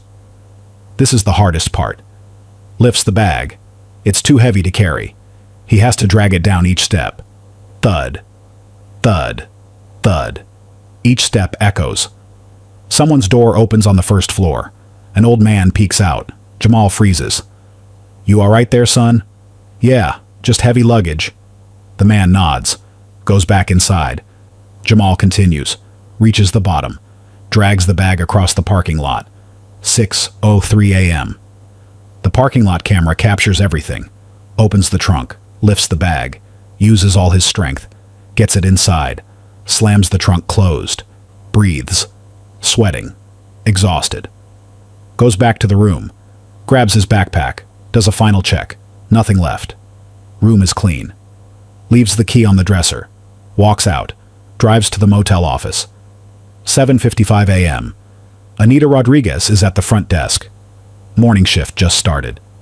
Jamal walks in, trying to look normal, casual. "Checking out?" Anita asks. "Yeah. Room wasn't really working out for us." "Is everything okay? Where's your girlfriend?" "She already left. Caught an early flight. Work emergency back home." Anita frowns. "She left without checking out?" "Yeah, it was sudden. She was stressed. Asked me to handle it." "What time did she leave?" "Like 5 a.m. Had to catch a 7 a.m. flight." Anita stares at him. Something feels wrong. "Do you need help with your bag? I saw you struggling." "Nah, I'm good. Got it in the car already." He drops the key on the counter. Room 7. "Aloha," he says. Tries to smile. Walks out. Anita watches him go. Watches him get in the car. Sees the car sit low in the back, like something heavy is in the trunk. She thinks about calling someone. But who? And for what? Maybe she's just paranoid. She goes back to work. Jamal drives away. Checks his mirrors. Nobody following. He's got the rental car until tomorrow. Needs to dump the body first. Drives south on Highway 11, away from town, toward remote coastal areas. 20 minutes, 30 minutes. Finds a small road that leads to cliffs. No houses, no cars, no people. Parks. Gets out. Looks around. Empty. Perfect. Opens the trunk. The duffel bag is there. Heavy. Still. He pulls it out. Drags it toward the cliff edge. The sun is rising. 8:30 a.m. He opens the bag. The smell hits him. Stronger now. He tied rope around the bagged body before putting it in the duffel. Now he ties heavy rocks to the rope. Rocks from the area. Volcanic rocks. Dense. Makes the bag heavier. Makes it sink. Drags it to the very edge of the cliff. Looks down. Ocean below. Dark blue. Deep. Waves crashing against rocks. He pushes the bag over. Watches it fall. It hits the water with a splash. Disappears under the surface. Gone. He waits. Watching. Making sure it doesn't resurface. 5 minutes. Nothing. 10 minutes. Nothing. It's done. Diane Washington's body is in the Pacific Ocean. 340 feet down. Weighted with rocks. Strong currents pulling it further out. She'll never be found. He drives back to the motel. Returns the rental car at 9:30 a.m. Takes an Uber to the airport. Kona International Airport. 10:15 a.m. Books a standby ticket for the next flight to Houston. Pays cash. Flight leaves at 12:40 p.m. He texts Clara from the airport bathroom. "Studio session's going great. Miss you, baby." She texts back immediately. "Miss you too. When you coming home?" "Soon. Love you. Love you more." He boards the plane. Middle seat. Coach. Takes off. Looks out the window as Hawaii disappears below. He did it. Got away with it. Or so he thinks. What he doesn't know, the CCTV footage is still there. Every second. Every angle. Diane and Jamal entering together. Only Jamal leaving with the duffel bag. Anita Rodriguez's gut feeling growing stronger by the hour. And Vanessa, 2,000 miles away, calling her mother's phone over and over. Straight to voicemail. Every time. February 17th, 2024. 2:30 p.m. Houston time. Jamal's plane lands at George Bush Intercontinental Airport. He picks up his car from long-term parking. Drives home. Clara's at work. Won't be home until midnight. He has time. Burns the clothes he wore. In the apartment complex dumpster. Lighter fluid. watches them turn to ash. The backpack gets wiped down with bleach. The gloves get cut into pieces, flushed down the toilet in multiple trips. Diane's phone stays powered off, hidden in his dresser drawer under his socks. Her purse, her wallet, her ID, hidden in the back of his closet. He'll dump them later, different locations. No rush. He showers, long shower, hot water, trying to wash off the last 24 hours. Lies down on the bed, exhausted, closes his eyes, thinks about Diane's face when she drank the tea. Trusting, smiling, feels nothing, just relief that it's over. But it's not over. Because 2,000 miles away, Vanessa Washington has called the police, and Detective Brian Mitchell is about to make the call that changes everything. February 17th, 2024. 10:00 a.m. Houston time. Vanessa's phone hasn't rung. Her mother calls 3 times a day, every single day, for 34 years. Morning, afternoon, evening, like clockwork. Today? Nothing. Vanessa tells herself mom's probably sleeping in. Vacation mode. 12 p.m. Still nothing. She calls, straight to voicemail. Hey mom, just checking in. Call me when you get this. Texts. Mom, you okay? Call me. No response. 3:01 p.m. She calls Brian at work. She hasn't called, not once today. Maybe she's just enjoying her vacation. Give her space. Brian, she always calls. Always. Give it until tomorrow. If she doesn't call by then, we'll do something. But Vanessa can't shake the feeling. Something's wrong. 7 p.m. Evening call time. When her mother always calls to say goodnight. Phone doesn't ring. She calls again, straight to voicemail. Texts. Mom, I'm worried. Please call me. No response. February 18th, 2024. Morning. No call. Vanessa's chest tightens. This isn't right. She calls the motel, gets the number from her mom's email confirmation. Hi, my mother is staying there. Diane Washington. Room 7, can you connect me? Hold, please. 2 minutes. The clerk comes back.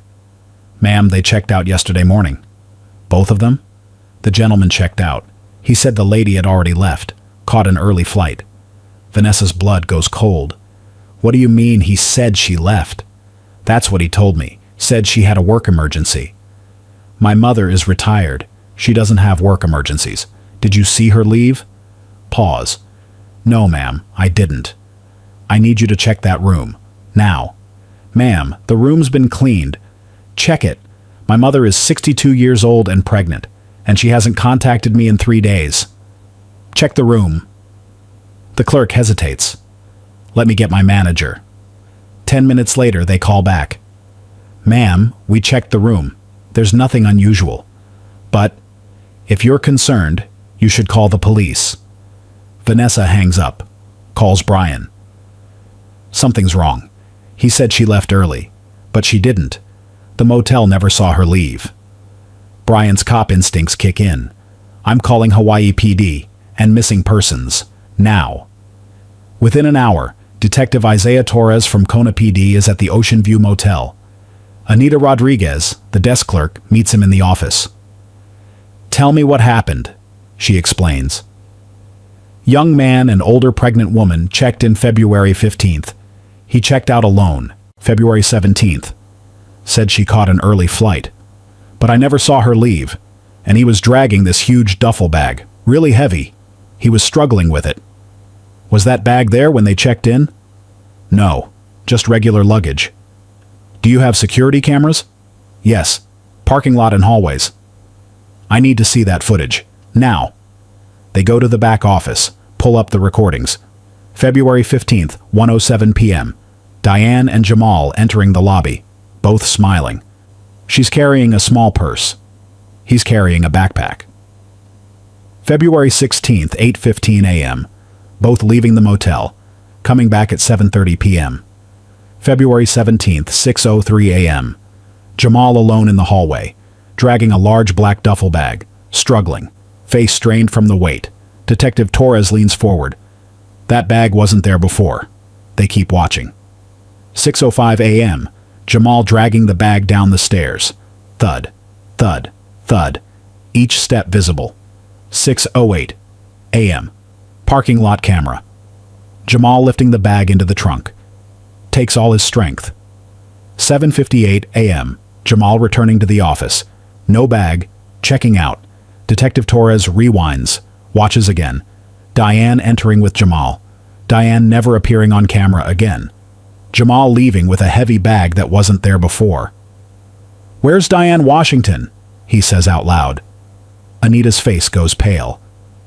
"You don't think—" "I need to make a call."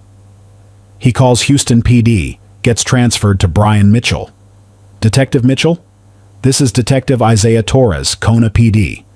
Your mother-in-law didn't leave this motel alive. February 19th, 2024, 11 a.m. Hawaii time. Vanessa and Brian land at Kona International Airport. Detective Torres picks them up, drives them to the motel. I need to prepare you for what you're about to see." Vanessa's hands shake. "Is she dead?" "We don't have a body, but the evidence suggests—" "Show me." They go to the motel office. Detective Torres plays the footage. Vanessa watches her mother walk into the building, smiling, happy, alive. Watches Jamal drag the duffel bag down the hallway 3 days later. Watches him struggle with its weight. She knows. Deep in her gut, she knows what's in that bag. "That's her," she whispers. "That's my mother." Brian puts his arm around her. She collapses into him, sobbing. Detective Torres gives them a moment, then continues. "We checked the rental car records. He drove 67 miles total. Airport to motel is 14 miles. That leaves 53 unaccounted miles." He pulls up a map, marks the motel, marks the airport. He went somewhere between checking out and returning the car, somewhere remote. "The ocean," Brian says. "He dumped her in the ocean." Detective Torres nods. "We're searching coastal areas now, but with the depth and currents—" "You won't find her," Vanessa says, voice hollow. "We're going to try." They go to room 7. Police tape across the door. Forensics team has already been through it. Luminol testing revealed blood traces. Microscopic. Cleaned but not completely removed. DNA testing will take weeks, but already know whose blood it is. "What about him?" Vanessa asks. "Where's Jamal?" According to airport records, he flew back to Houston on February 17th, landed at 2:30 p.m. local time. "He's in Houston?" "We believe so." "Then arrest him.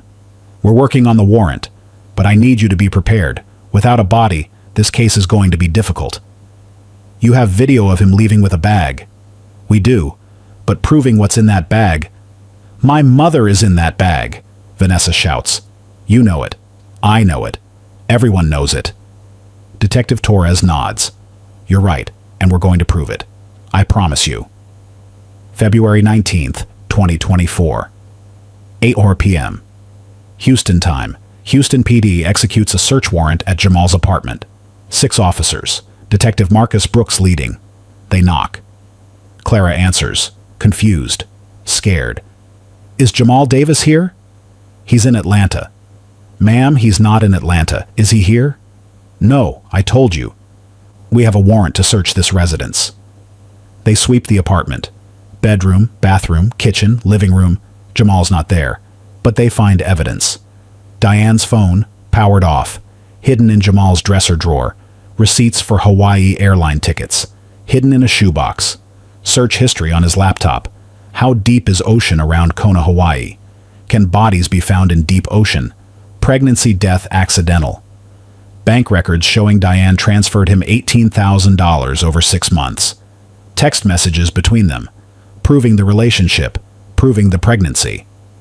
Clara sits on the couch, staring, processing. "He was with another woman." "Yes, ma'am." "She's pregnant?" "She was pregnant." "What do you mean, was?" Detective Brooks sits down across from her. "Ms. Brooks, that woman is dead, and we believe Jamal killed her." Clara's face crumbles. No, he wouldn't." "When did you last see him?" "This morning. He said he was going to his mom's house in Beaumont." "What time?" Around 6 p.m. Detective Brooks radios HPD dispatch. Contact Beaumont PD. Need officers at... He looks at Clara. What's the address? She gives it, her hands shaking. Within 30 minutes, Beaumont PD surrounds the house. Jamal Davis, this is Beaumont Police. Come out with your hands up. The front door opens. Jamal's mother steps out. Confused, terrified. What's happening? Ma'am, is your son inside? Yes, he's sleeping. We need him to come out, now. She goes back inside, wakes him up. Jamal comes to the door, sees the police, sees the guns, knows it's over. Jamal Davis, you're under arrest for the murder of Diane Washington. He doesn't resist, doesn't speak, just puts his hands behind his back. They cuff him, read him his rights. His mother is screaming. What did he do? What did he do? Nobody answers her. They put him in the back of the patrol car, drive him to Jefferson County Jail. Booking, mugshot, fingerprints, orange jumpsuit. He stares at the camera, expression blank, empty. February 20th, 2024. 1:30 a.m. Clara is interrogated for 8 hours, tells them everything she knows. Which isn't much. She had no idea about Diane, no idea about the pregnancy, no idea about Hawaii. Did you know he was planning to kill someone? No. God, no. I would have called police. I would have stopped him. Detective Brooks believes her. She's a victim, too. Just a different kind. After questioning, they let her go. No charges. She walks out of the police station at 9 a.m. Cameras everywhere. Reporters shouting questions. Did you know he was cheating? Did you help him kill her? How do you feel knowing your boyfriend is a murderer? She runs to her car, drives away, goes home, packs a bag, leaves the apartment. She'll never live there again. February 20th, 2024, Hawaii. Search teams find the coastal area, rocky cliffs, deep water, tire tracks match the rental car, drag marks on the rocks, piece of black plastic trash bag caught on volcanic rock, rope fibers, no body. Coast Guard reports, water depth 340 feet, strong currents. Body weighted down, likely won't surface. Diane Washington is gone, in the ocean, somewhere. Vanessa stands at the cliff edge, staring down at the water. She's down there, she says. Brian stands beside her, silent. My mother is at the bottom of the ocean, and I'm never going to bury her. Never going to say goodbye properly. He took that from me. She throws flowers into the water, white roses, her mother's favorite, watches them float for a moment, then sink, gone, like Diane. Without a body, can justice be served? Is video evidence enough to convict? Should it be? What do you think? Act 4. The Case. Chapter 9. Building the Case. 154-2 Oit. March 2024. Harris County District Attorney's Office. Assistant District Attorney Monica Shaw inherits the case. 38 years old. 15 years prosecuting. Conviction rate, 87%. She's never prosecuted a murder without a body. This is going to be hard, she tells her team. We have video, her junior prosecutor says. We have video of him dragging a duffel bag. Defense will argue it could be anything. What about the blood? Microscopic traces. DNA match to Diane Washington. But defense will say she cut herself shaving. Got a nosebleed. Any number of things. The search history? Circumstantial. He'll say he was researching for a music video, song lyrics, creative process. The phone in his apartment? She gave it to him for safekeeping. Or he was holding it for her. Defense will spin everything. Monica leans back in her chair. Thinks. We need to make the jury see what we see. Make them understand that video. Make them feel it. She starts building. The evidence list grows. Digital evidence. Search history on Jamal's laptop. How deep is ocean around Kona, Hawaii? January 28th. Can bodies be found in deep ocean? February 2nd. Pregnancy death accidental. February 5th. Text messages between Jamal and Diane showing relationship timeline. Text from Jamal's phone to Clara. Made it to ATL safe. Sent from Hawaii. Diane's phone last ping. February 16th, 10:55 p.m. Ocean View Motel, then dead. Financial evidence. Bank records. Diane transferred $18,000 to Jamal over 6 months. Jamal's Amazon purchases. Large duffel bag, December 3rd, delivered to friend's address. Cash purchases at Home Depot. Trash bags, duct tape, rope, December 10th. No purchase records for these items in Jamal's previous 5 years. Physical evidence. Blood traces in room 7. DNA match, Diane Washington. Diane's phone found in Jamal's apartment. Rope fibers at Coastal Cliff site. Plastic trash bag remnant caught on rocks. Tire tracks matching rental car video. Evidence. CCTV. Diane and Jamal entering motel together, February 15th. CCTV, both leaving and returning, February 16th. CCTV, Jamal alone with duffel bag, February 17th, 6:03 a.m. CCTV, Jamal struggling downstairs with bag. CCTV, Jamal loading heavy bag into trunk. CCTV, Diane never appearing on camera again. Witness testimony. Anita Rodriguez, desk clerk, saw the bag, noticed Jamal's behavior. Vanessa Mitchell, daughter, testifies to daily call. Pattern broken. Brian Mitchell, detective, professional assessment of predatory behavior. Dr. Patricia Mills, OBGYN, confirms pregnancy. Diane's excitement. Gloria Thompson, best friend, Diane was happy, in love. Clara Brooks, girlfriend, Jamal lied about Atlanta trip timeline. February 15th, arrive, Hawaii. February 16th, last day Diane seen alive. February 17th, 6:03 a.m. Jamal drags bag from room. February 17th, 12:40 p.m. Jamal boards plane to Houston. February 17th, 2:30 p.m. Jamal lands in Houston, February 19th. Diane's body still missing. Monica compiles everything into a murder book, 300 pages. This is circumstantial, her boss says. It's a mountain of circumstantial. Each piece alone means nothing. Together, it tells the story. Can you get a conviction? I'm going to try. March 15th, 2024. Grand jury. Monica presents the case, shows the video, walks through the timeline, explains the evidence. The grand jury watches the CCTV footage. Diane walking in alive. Jamal dragging out the bag. Deliberation.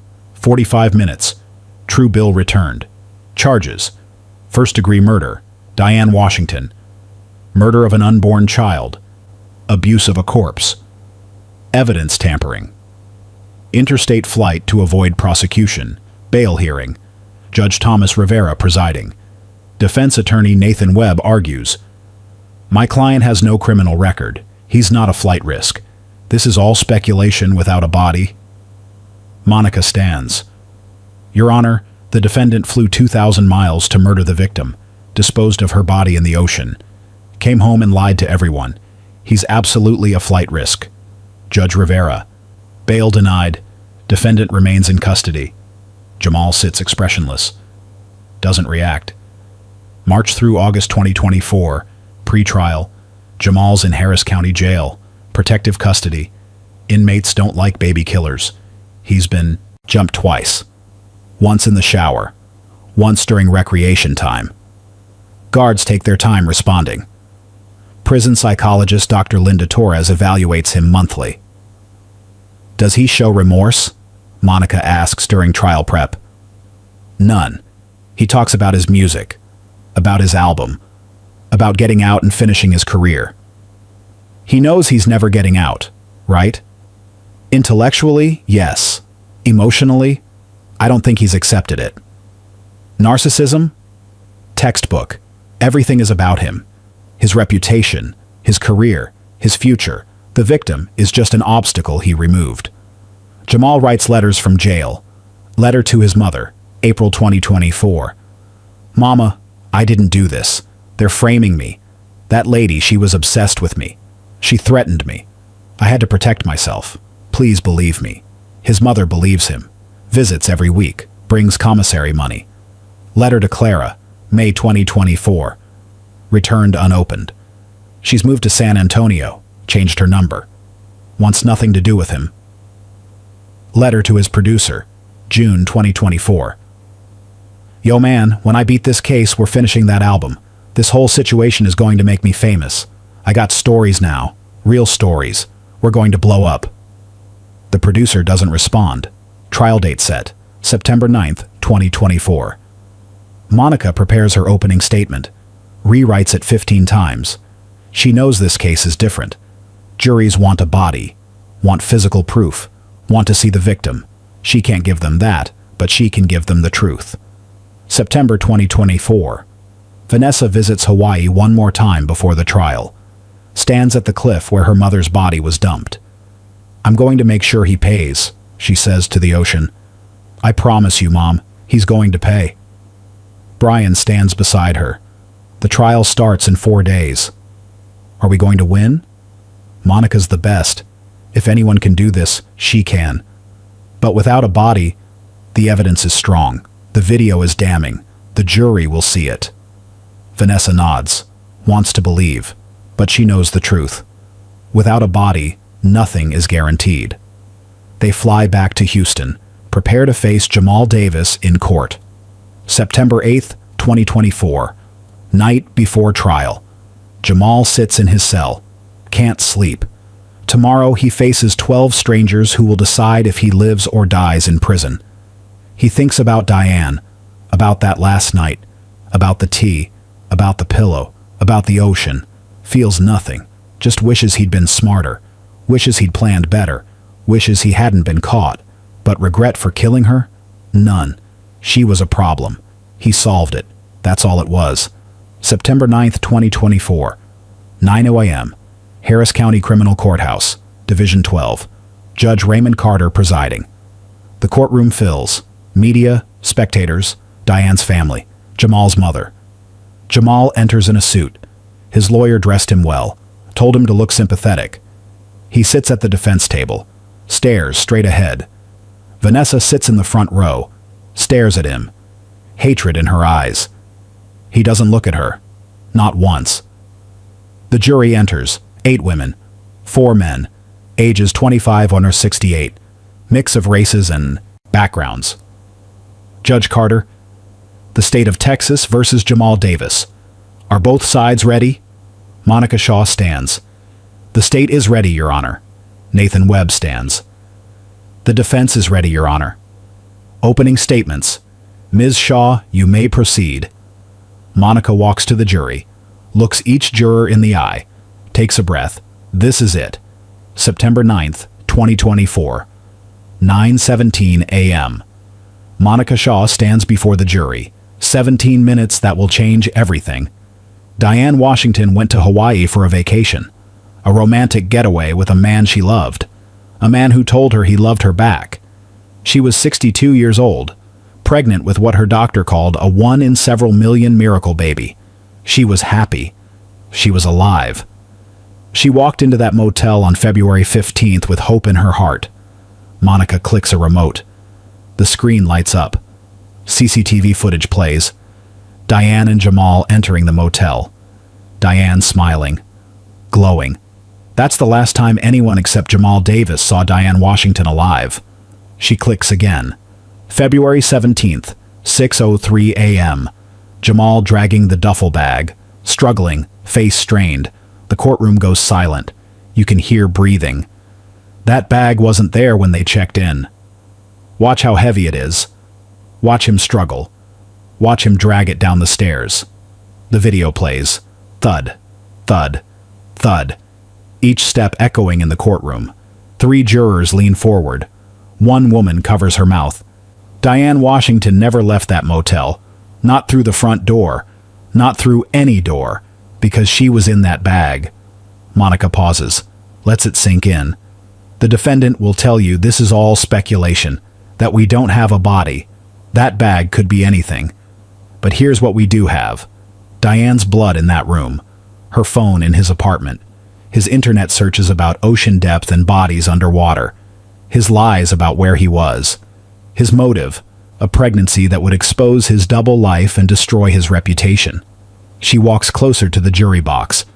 You won't see Diane's body, Because Jamal Davis threw her in the ocean like garbage, weighted her down, made sure she'd never surface. But you don't need a body to know murder happened. You need evidence, and we have mountains of it. She points at Jamal. He doesn't look up. That man took $18,000 from Diane. Then he took her life, and her baby's life, and you're going to hold him accountable. She sits down. The courtroom is silent. Judge Carter has to clear his throat to break it. Mr. Webb, your opening? Defense attorney Nathan Webb stands, adjusts his tie. Ladies and gentlemen, the prosecution wants you to convict my client of murder based on a video of him carrying luggage. That's it. That's their case. He walks to the jury. Where's the body? Where's the crime scene? Where's the weapon? Where's the confession? They don't have any of it. What they have is a tragic situation. An older woman in a high-risk pregnancy who may have died of natural causes. Some jurors look skeptical. One crosses his arms. Maybe Diane Washington did die in that hotel room. Maybe her pregnancy complications caught up with her.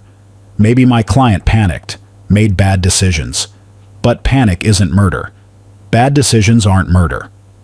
Monica writes notes, underlines, maybe, maybe, maybe. The prosecution will parade witnesses, show you searches and texts and bank records. But none of it proves murder. It shows a relationship. It shows he borrowed money. It shows she was pregnant. None of that is illegal. He looks at Jamal, trying to humanize him. Jamal Davis is 32 years old. He made mistakes, but he's not a murderer, and the state cannot prove beyond a reasonable doubt that he is. He sits down. The battle lines are drawn. Day 2. Prosecution witnesses. Vanessa Mitchell takes the stand. Monica leads her through testimony. How often did your mother call you? 3 times a day, every single day, for my entire life. Did she ever miss a day? Never. Not once in 34 years. What happened February 17th? She didn't call. Not morning, not afternoon, not evening. What did you do? I called her, straight to voicemail. I texted, no response. I knew something was wrong.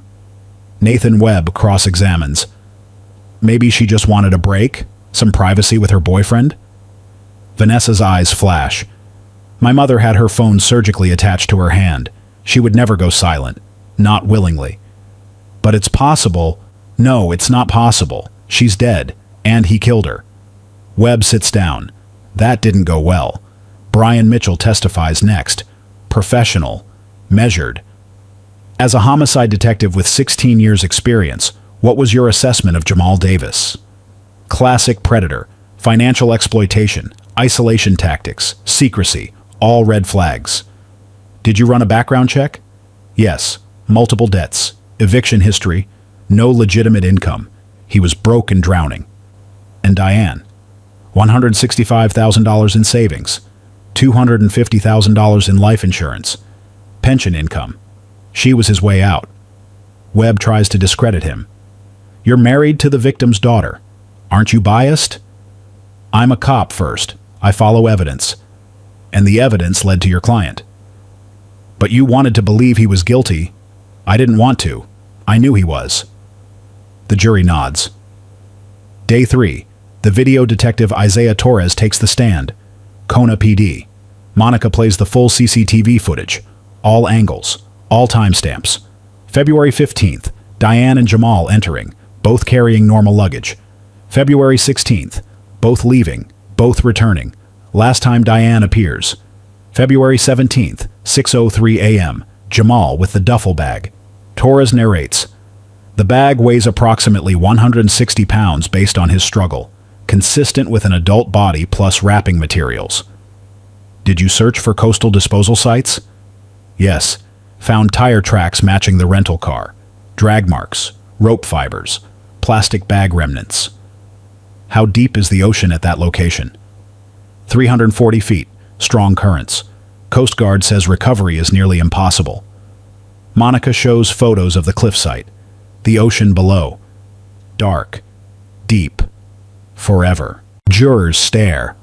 One woman wipes her eyes. Webb cross-examines. You never found a body? Correct.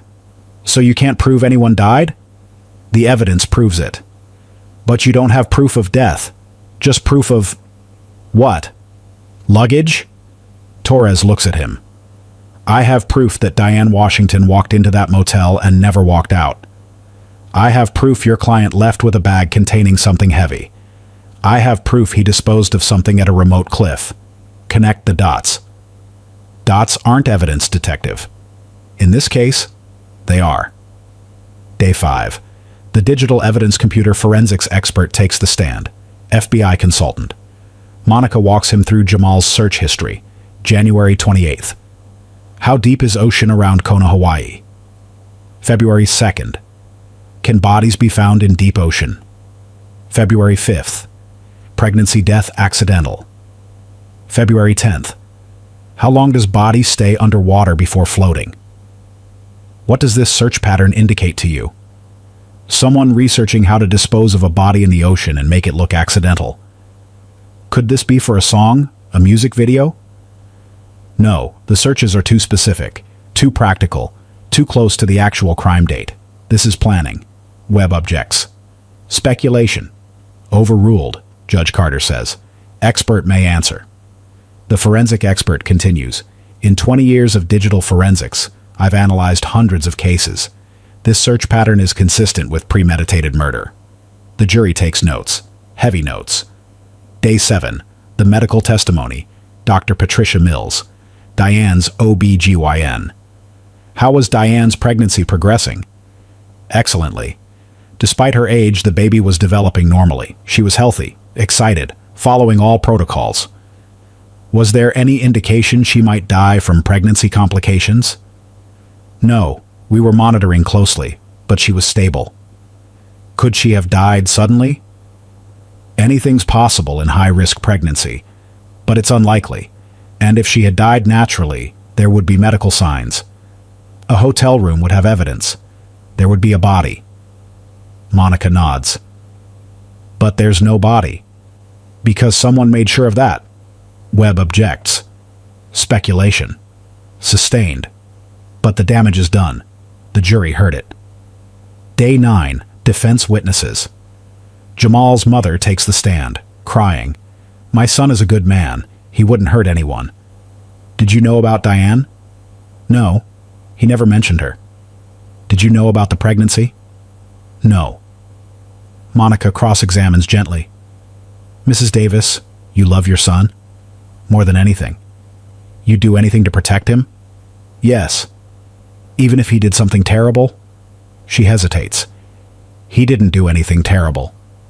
But if he did, he didn't. Monica sits down. The jury sees a mother in denial. Defense calls a character witness, Jamal's childhood friend. Jay is a good dude, talented, hard-working. Did he ever talk about Diane? Nah, never heard of her. Did he mention going to Hawaii? He said Atlanta. Studio sessions. Monica cross-examines. So he lied to you? I guess. He told everyone. Atlanta. But he went to Hawaii, with a woman none of you knew about, and she never came back. I don't know about all that. Exactly. You don't know, because he hid everything. Day 11. Closing arguments. Monica stands, walks to the jury, no notes. Jamal Davis is a liar. He lied to Clara about where he was. He lied to his friends. He lied to Diane about loving her. He lied to the desk clerk about Diane leaving early. He lied to police. He lied to everyone. She pauses. But the cameras don't lie. The evidence doesn't lie. And when you watch that video of him dragging that bag, that heavy, awkward, difficult-to-carry bag, you know what's in it. We all know. She points at Jamal. He killed Diane Washington. He killed her unborn baby. He wrapped their bodies in trash bags, stuffed them in a duffel bag, drove to a cliff, and threw them in the ocean like they were nothing. Her voice rises. She loved him. She trusted him. She gave him money. She gave him everything. And he repaid her with murder. She leans on the jury box rail. You don't need a body to know someone's dead. You need evidence. And you have it. The video. The blood, the searches, the lies, the motive. Everything. She stands straight. Diane Washington deserves justice. Her daughter deserves closure. That baby deserves to be remembered. And Jamal Davis deserves to spend the rest of his life in prison. She sits down. Half the courtroom is crying. Nathan Webb stands, tries to recover. The prosecution has given you emotion, drama, a compelling story, but they haven't given you proof. No body, no crime scene, no confession, just speculation. He walks slowly. Maybe something happened to Diane. Maybe she died. But you cannot convict a man of murder based on maybe. The law requires proof beyond a reasonable doubt.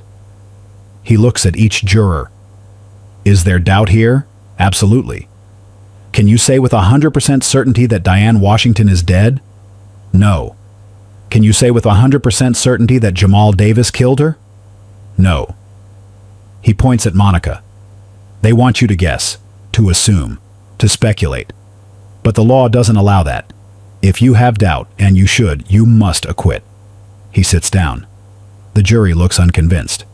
Day 12. Jury deliberation. September 28, 2024. The jury deliberates. 2 hours, 4 hours, 6 hours. They break for the night. Resume the next morning. Hour 8, hour 10, hour 12. Vanessa sits outside the courtroom. Can't eat, can't think. What if they don't convict? She asks Brian. They will. But without a body, they have enough. Hour 14. The buzzer sounds. Jury has reached a verdict.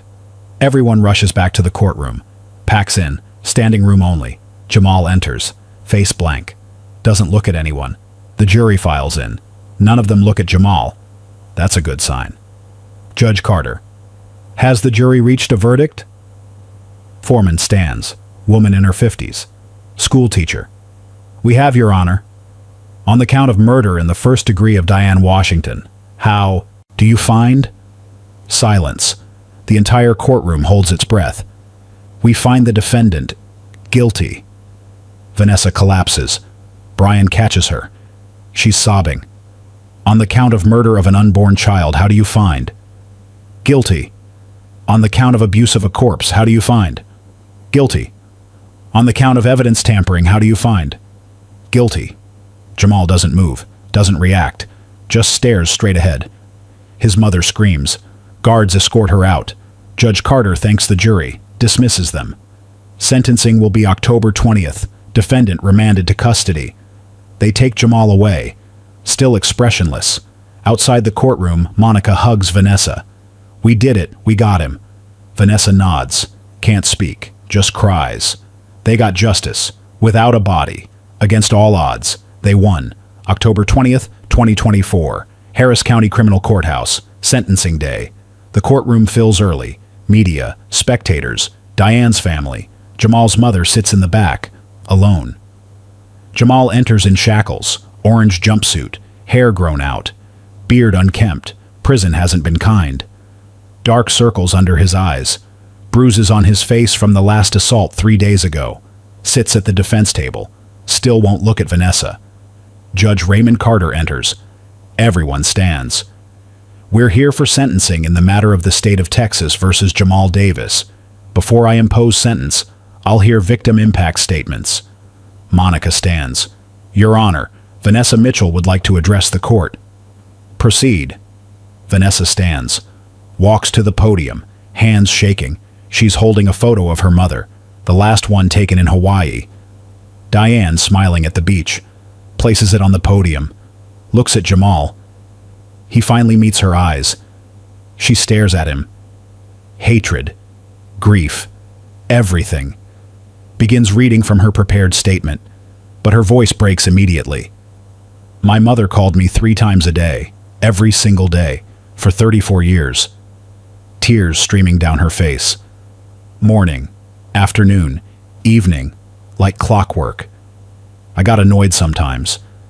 I'd let it go to voicemail. I'd tell my husband, it's just my mom again. She looks up at Jamal. He's staring at the table now. I would give everything, everything to hear her voice one more time. Her voice gets stronger, angrier. You took that from me. You took my mother. You took my children's grandmother. You took an innocent baby who never got a chance to breathe. A baby my mother called Hope. A baby she was so excited about. She picks up the photo, holds it toward him. Look at her. Look at her. Jamal doesn't look up. Look at her! Vanessa shouts. Judge Carter. Mr. Davis, look at the victim's photograph. Jamal slowly raises his eyes, looks at the photo. Diane's smiling face, happy, alive, trusting. He looks away quickly. Vanessa continues, voice shaking with rage. You didn't just kill my mother. You erased her. You threw her in the ocean like garbage. We don't even have a body to bury. We don't have closure. We have nothing. She wipes her eyes. My kids ask, me? Where's Grandma? What do I tell them?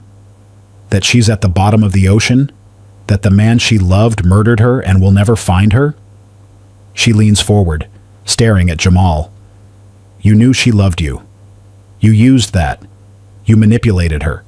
You took her money, her trust, her dignity. And when she became inconvenient, when the pregnancy threatened your precious reputation, you killed her. Her voice drops, cold, final. I hope you never sleep again. I hope every time you close your eyes, you see her face. I hope prison destroys you the way you destroyed my family. She looks at Judge Carter. There is no sentence long enough for what he's done. But I'm begging you, Your Honor, make sure he never walks free. Make sure he dies in that cell. Just like my mother died alone in that hotel room, confused and scared, not understanding why the man she loved was killing her. She breaks down. Can't continue. Brian stands, helps her back to her seat. She collapses into him, sobbing. The courtroom is silent. Several jurors from the trial are present. 2 are crying. Judge Carter clears his throat. Does the defendant wish to make a statement? Nathan Webb leans over, whispers to Jamal. Jamal shakes his head. Webb stands. The defendant declines, Your Honor. Very well. Judge Carter shuffles his papers, puts on his reading glasses. Mr. Davis, please rise. Jamal stands. Shackles clink. Judge Carter looks at him, disgust barely concealed. I've been on this bench for 19 years. I've sentenced murderers, rapists, child abusers. But what you did to Diane Washington is among the most cold-blooded, calculated acts I've ever seen. He picks up a document, reads from it. You saw a lonely woman, a woman who hadn't been loved in 16 years, a woman who believed in you, who invested in you, who loved you, and you saw a dollar sign. When she became pregnant, when that miracle baby threatened to expose your lies, you planned her murder. You researched. You prepared. You bought supplies. You booked the trip. You drugged her. You killed her. You stuffed her in a bag like trash, and you threw her in the ocean. Judge Carter's voice rises. You robbed her daughter of a mother. You robbed 2 grandchildren of their grandmother. You robbed that unborn baby of life. You robbed Diane Washington of her future, her joy, her second chance at love. He leans forward, and then you came home and pretended nothing happened. You texted your girlfriend like it was a normal day. You went about your life like you didn't just commit murder. He picks up the sentencing document. The jury found you guilty on all counts, and now it's my job to ensure you never hurt anyone again. He looks directly at Jamal. For the murder of Diane Washington, I sentence you to life in prison without the possibility of parole. Jamal's face doesn't change. For the murder of her unborn child, I sentence you to an additional 30 years to run consecutively. For abuse of a corpse, I sentence you to 20 years to run consecutively. For evidence tampering, I sentence you to 10 years to run consecutively. He removes his glasses. Mr. Davis, you are 32 years old. You will die in prison. You will never record that album. You will never walk free. You will spend every day for the rest of your life knowing what you did, knowing that you threw away 2 lives for money and reputation. He bangs the gavel. This court is adjourned. Guards move toward Jamal. He stands there, finally processing. Life without parole, plus 60 years. He'll die in prison. His mother is screaming in the back. "My baby! He didn't do it! My baby!" Guards escort her out. Jamal is led away. Walks past Vanessa's row. She stands. Gets in his path. "I hope you suffer," she says. "Every single day." He doesn't respond. Guards pull him past her. Gone. Outside the courthouse, Monica addresses the media. Today, justice was served for Diane Washington and her unborn child. This case was difficult. We had no body, but we had evidence, we had the truth, and the jury saw through Jamal Davis's lies. Reporter: what's your message to other families in similar situations? Trust your instincts. If you see someone being exploited, speak up. Document everything. Don't wait until it's too late. Reporter: will you continue searching for Diane's body? Vanessa steps forward, takes the microphone. My mother is somewhere in the Pacific Ocean. We'll probably never find her, but she's not forgotten. She'll never be forgotten. February 15th, 2025. 1 year since the Hawaii trip. Vanessa stands on the rocky cliff in Kona. Same spot where her mother's body was dumped. She's holding a memorial plaque. Bronze. Engraved: Diane Washington, 1961-2024. Beloved mother, teacher, friend, and hope. Her unborn child, forever in our hearts. Brian helps her secure it to a large rock. Permanent, overlooking the ocean. She's down there somewhere, Vanessa says. I know. I'll never be able to bury her properly. But she has a memorial now, a place we can visit. Vanessa nods, places white roses at the base of the plaque. I love you, Mom. I'm sorry I didn't save you. Brian puts his arm around her. You tried. She made her choice. The wrong choice. She wanted to be loved. That's not wrong. He's the one who was wrong. They stand there, waves crashing below. Clara's new life, San Antonio. Small apartment. New name. Clara Thompson is now Claire Martinez. Changed it legally. Works as a medical assistant at a pediatric clinic. Different field. Fresh start. Therapy twice a week. PTSD diagnosis. Trust issues. Nightmares. I loved a murderer, she tells her therapist. How do I live with that? You didn't know.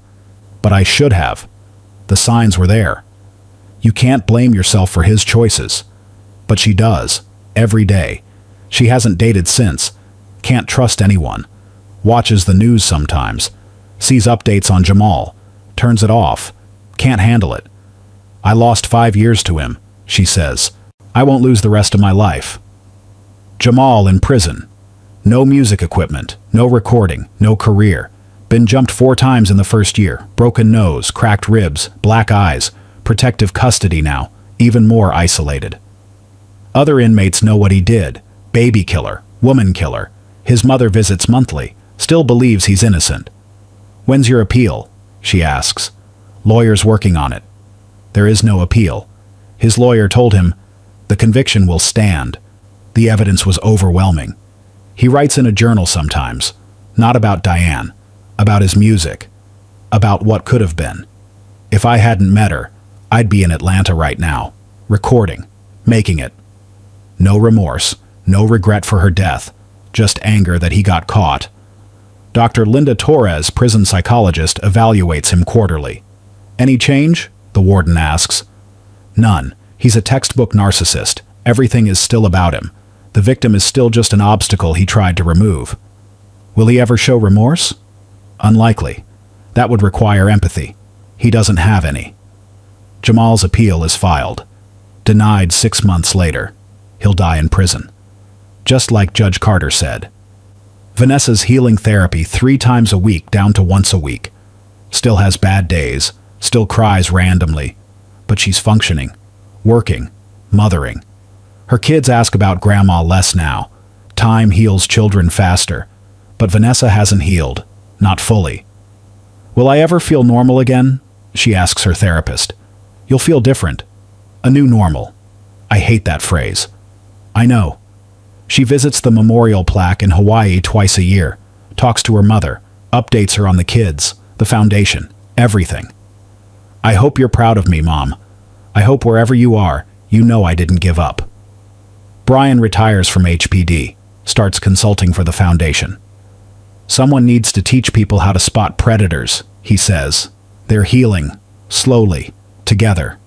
Vanessa sits in the foundation office, late night, alone, looking at a photo of her mother, pre-Jamal, happy, teaching, living. You deserved better, she whispers. The phone rings. A woman from Dallas. Her mother's dating someone much younger, asking for money. She's worried. Vanessa talks her through it. What to look for, what to document, how to intervene.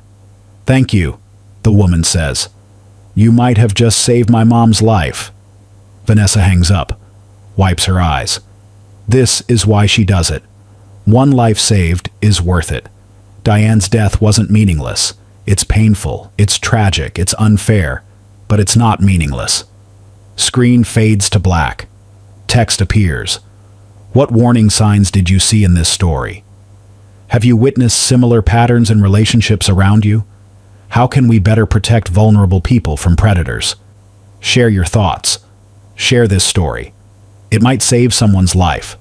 If this story moved you, honor Diane Washington's memory by speaking up when you see exploitation, by trusting your instincts, by protecting those who can't protect themselves. Her death wasn't in vain. Don't let it be. Justice for Diane. Remember hope. Speak up. The end.